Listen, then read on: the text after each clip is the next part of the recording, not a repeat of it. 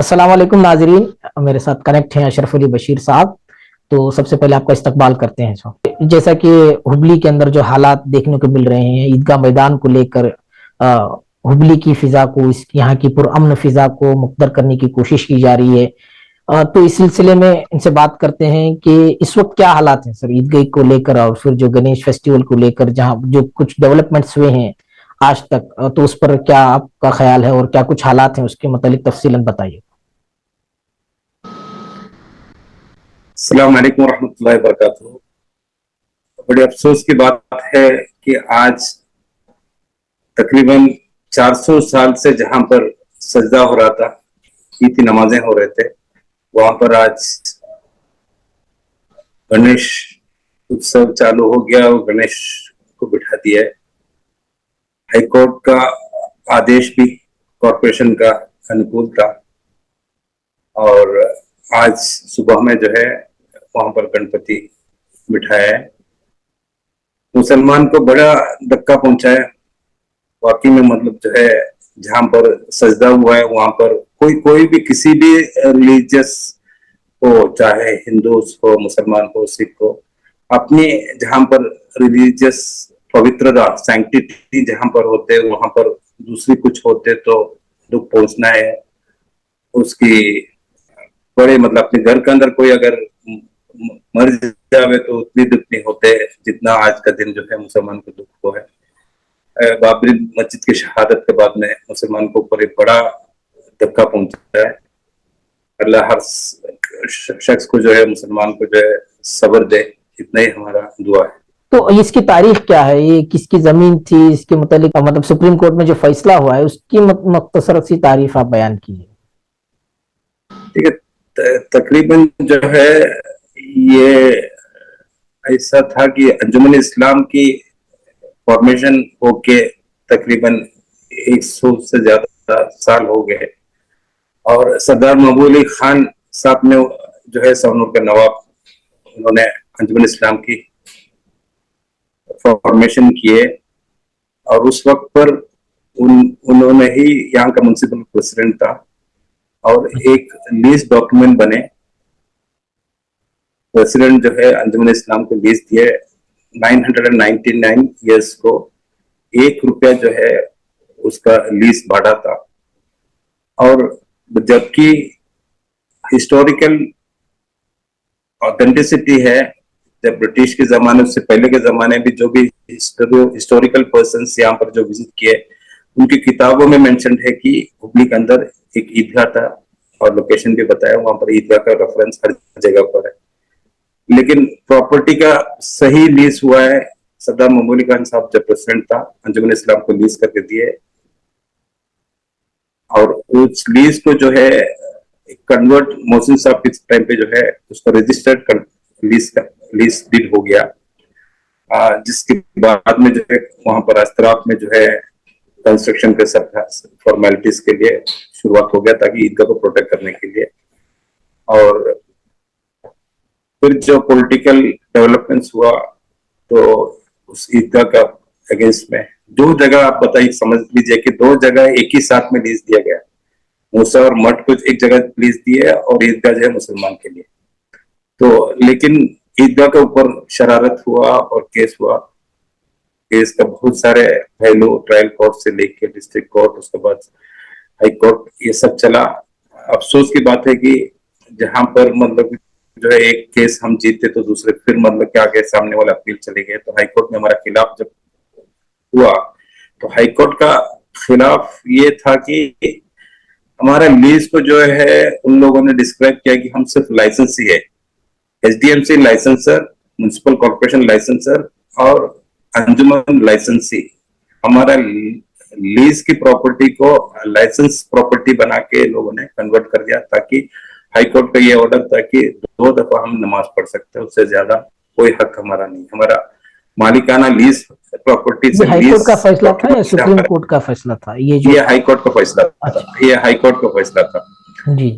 उसके अगेंस्ट में अंजुमन इस्लाम जो है सुप्रीम कोर्ट में अपील कर दिए। सुप्रीम कोर्ट के अंदर बहुत सारे उस वक्त पर जो जज बैठे थे वो कोलार से था, उनको पता था कि यहाँ पर ये सेंसिटिव इशू है। कांग्रेस जब गवर्नमेंट था उन्होंने कोशिश किया कि उन्होंने बताया कि इसको आपस में समझौते में से फैसला कर लो, कोर्ट से फैसला मत लो।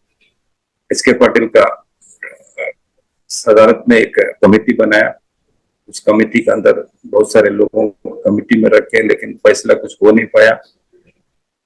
हर चीज जो है एक पॉलिटिकल फुटबॉल बन गया ईदगाह। और जब भी मतलब कभी वो कोर्ट में चले जाते, कभी ये कोर्ट में जाते, इस तरह मतलब जो है मामला, उस कमेटी से कुछ फैसला नहीं हुआ। और जब बीजेपी का गवर्नमेंट, फर्स्ट गवर्नमेंट कर्नाटक में आया, तो मामला फिर सुप्रीम कोर्ट के अंदर जो पहले का एफिडेविट था, फेवरेबल एफिडेविट था, वो सब खत्म करके जो है खिलाफ एफिडेविट चालू हो गया। तो हमारा एक गलती यह हुआ कि अगर आप कम से कम मतलब जो है 2 दफा नमाज पढ़ने का हमारा परमिशन दे रहा था और बाकी सारे हक हमारा छीन लिया, तो कम से कम जो है उस वक्त पर एक ये करना था कि दूसरा कोई भी रिलीजियस इवेंट वहां पर नहीं हो गए। जगह का सैंक्टिटी को बरकरार रखने के लिए एक अगर रिक्वेस्ट कोई भी करते तो उस वक्त आराम से हो जाता था। अल्लाह मतलब कि बेहतर जानता है कि क्या था, लेकिन उस वक्त पर जो है उस तरह का एक जो है इंप्लीडिंग अगर हो जाते तो शायद मतलब कि दूसरा कोई भी उसका सैंक्टिटी को, उसका पवित्रता को खत्म करने का कोई कोशिश होता ही नहीं था। उस वक्त जो है यात्रा के लिए परमिशन मांगा था, लेकिन यात्रा का भी परमिशन नहीं दिया। जब परमिशन यात्रा के लिए मांगते वक्त इमीडिएटली हमारा जो भी एडवोकेट से इमीडिएटली बोलना था कि वहां पर दूसरा कोई भी रिलीजियस एक्टिविटी नहीं होवे, ताकि सैंक्टिटी 400 साल में जहां पर सजदा हुआ, जिस जगह पर सजदा हुआ, उस 400 साल का सैंक्टिटी को बरकरार रखना बहुत जरूरी था। मैं तो समझता हूँ कि मुसलमान ही नहीं, हिंदू का भी कहीं पर भी जो है किसी का भी रिलीजियस प्लेस के अंदर सैंक्टिटी या उसका पवित्रता अगर कायम करने के लिए कोशिश नहीं करे, तो चाहे वो गवर्नमेंट हो या सुप्रीम कोर्ट में हो या हाई कोर्ट में हो, इससे ज्यादा जुल्म मतलब किसी कम्युनिटी के साथ हो नहीं सकता है। तो अफसोस की बात है कि आज ईदगाह के अंदर 30x35 का एक जगह जो है गणपति बिठाने के लिए कॉर्पोरेशन ने दे दिया है। बड़ी अफसोस की बात है। इसके अंदर अगर आप चले गए तो पॉलिटिक्स के अंदर पॉलिटिक्स चला है। मैं किसी का नाम नहीं ले रहा हूं, बल्कि पॉलिटिकल पार्टीज के अंदर भी पॉलिटिक्स चले। तो इस वक्त पर मैं को किसी को कोई इल्जाम नहीं लगाता हूं, लेकिन अफसोस की बात है कि एक कौम को जो है आप जो है उनकी छाती पर बाकायदा मतलब जो है छुरी भोग के जो है ये काम किए। बल्कि मैं मुसलमान को बोलता हूँ कि आप सब्र कर लीजिए, सब्र का फल इंशाल्लाह अल्लाह हमें जो है कर देते हैं। कुछ सोल्यूशन जरूर मतलब मुसलमान नहीं, कौम अब जो है जो कौम का फैसला लीडर्स हुआ है कल देर रात, जो फैसला आया हाई कोर्ट से, तो उसके खिलाफ भी तो सुप्रीम कोर्ट जा सकते थे। जिस तरह चामराजपेट ईदगाह की मिसाल हमारे सामने है कि वो फौरी उन लोगों ने जो है सुप्रीम कोर्ट को रुजू किया और वहां से उनके हक में फैसला, यानी जो स्टेटस क्यू था उसको मेंटेन करने की बात कही गई, तो उस तरह भी किया जा सकता था हुबली से। देखिए, ये सब शरारत को स्मेल करना, अंडरस्टैंड करने का एक फोरसाइट चाहिए। चामराजपेट में हमेशा जो है वहां का लीडर्स को, पॉलिटिकल लीडर्स हो या वक्फ बोर्ड हो, उसको फोरसाइट से देखा गया था कि क्या क्या शरारत हो सकता है, तो उसकी तैयारियां पहले से करके रखे। अफसोस की बात है कि यहाँ पर उतनी फोरसाइटेडनेस नहीं था। आज मतलब कागज ढूंढ रहे हैं लोग, मतलब कौन से कागज है, जजमेंट किधर है, क्या है, क्या करना, आज भी मतलब ढूंढ रहे हैं। काम मतलब जो है खत्म हो गया। आज भी मतलब कागजात मतलब जो है पूरी पेश कर नहीं पाए और लेट चले गए। इनिशियली जो है वक्फ बोर्ड चेयरमैन से और सीईओ से मेरा रास्ता था। उन्होंने बताया कि पीआईएल इमीडिएटली बैंगलोर में पीआईएल फाइल कर लीजिए, क्योंकि मालिकाना हक जो है हम जब हो चुका है तो it should be turned out to be a public interest litigation.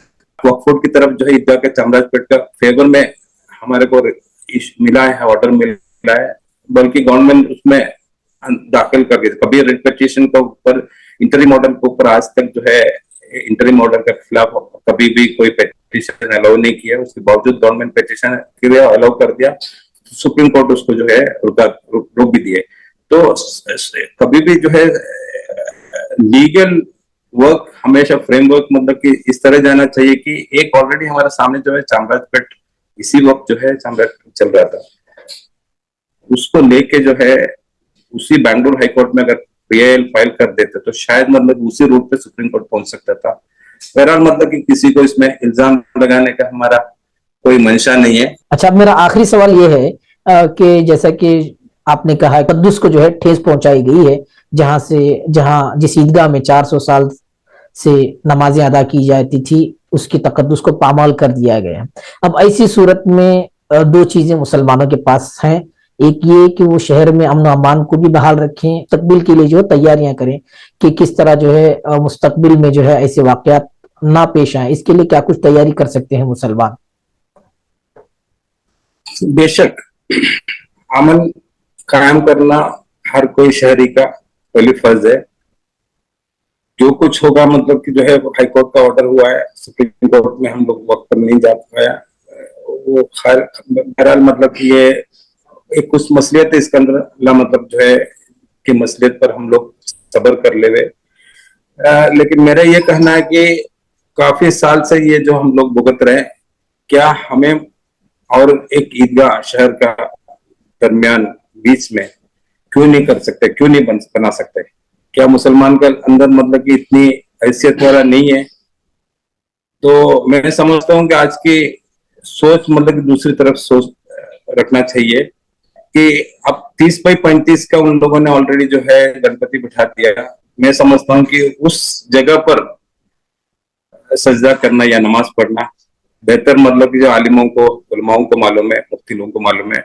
लेकिन मेरा जो एज ए लेमैन मेरा कहना है कि उस जगह छोड़ के ही ईदगाह के अंदर नमाज होना चाहिए, बल्कि अगले ईद तक हमने शहर के बीच में तकरीबन मिनिमम 1-2 एकड़ जमीन लेके ईदगाह तैयार करना है।